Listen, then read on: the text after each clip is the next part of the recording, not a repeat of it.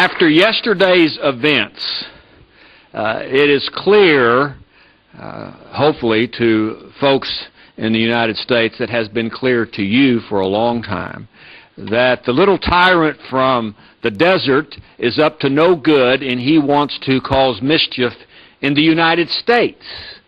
And it's my opinion the Iranian government was fully engaged in this operation to commit a murder on U.S. soil of the Saudi Arabian ambassador, with the arrogance of the government to come to this hemisphere and work with another terrorist organization, the Zetas in Mexico, who will do anything for money.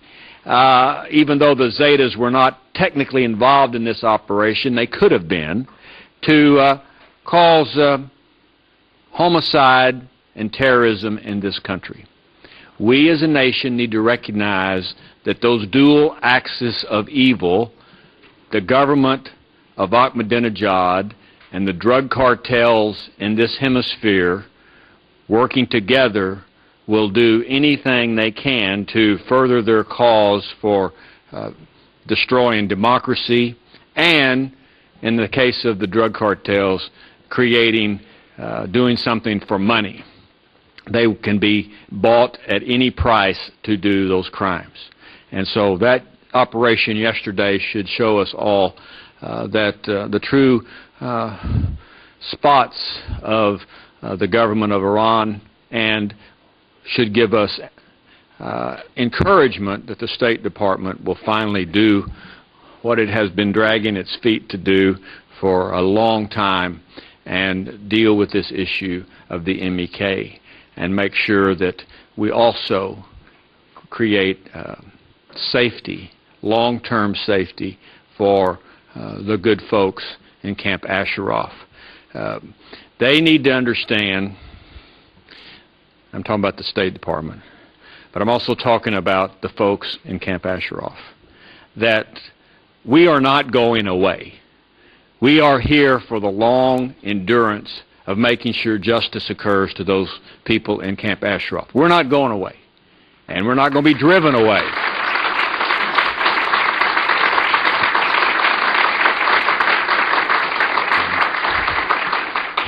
And they are those that continue to delay and delay and delay. They are not going to wear us down and make us give up because it's taking so long. The delay, if anything, should cause us to be more encouraged and more passionate about the safety of the folks in Camp Ashraf, the delisting of the MEK, and the greatest hope for world peace is not really more sanctions against Iran, which sanctions historically, as the world knows, never work. The greatest hope in that country is for the good folks that live in the nation of Iran and the patriots who are in other countries to change the regime of Iran and let it be the people of that nation control their own destiny, control their own government, and the United States should be vocal in support of a regime change from within, from the people who live in that historically great nation. So that's what I have to say, and that's just the way it is. Thank you very much.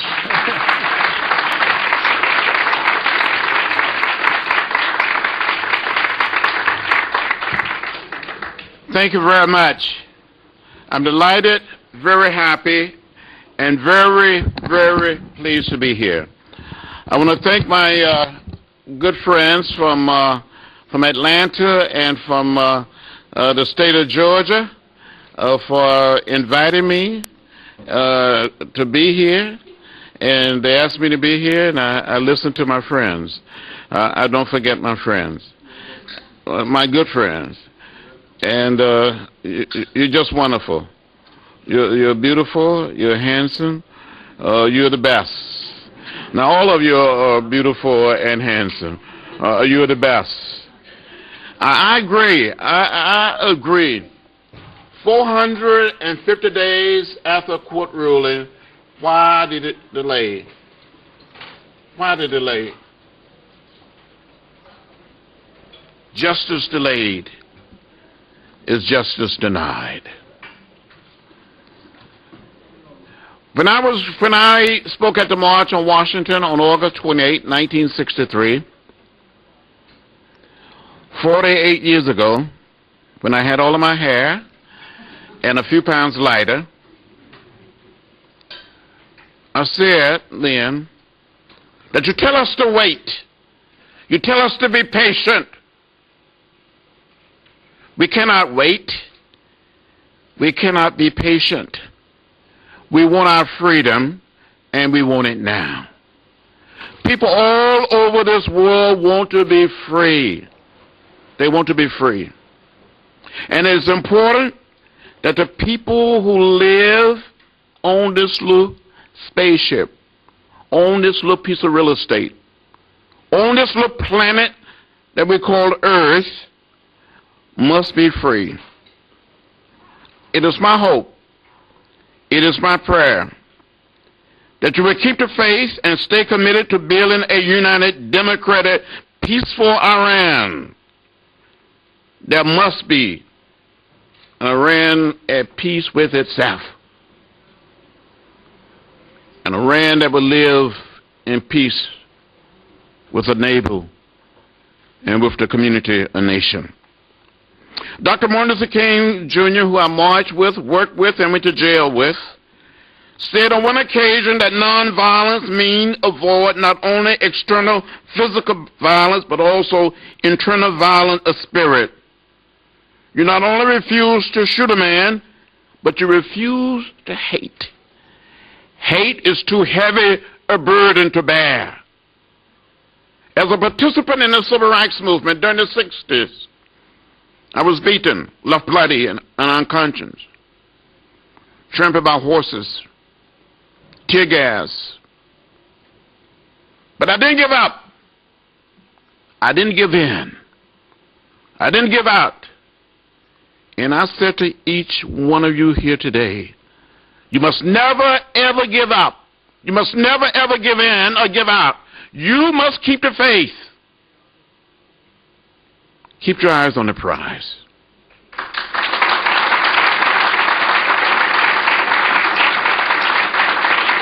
That is your mission. That is your calling. You have a mandate. You have an obligation to stand up for what is fair, for what is right, and for what is just. And believing that there are members of Congress like myself and others around this country and around the world that will be standing with you. So I say, hang in there. Walk with the wind. And keep walking. Keep petitioning. Keep marching. That day will come when Iran will be free and the people will be free and liberated, and we all will live in a world at peace with itself. Thank you very much for having me.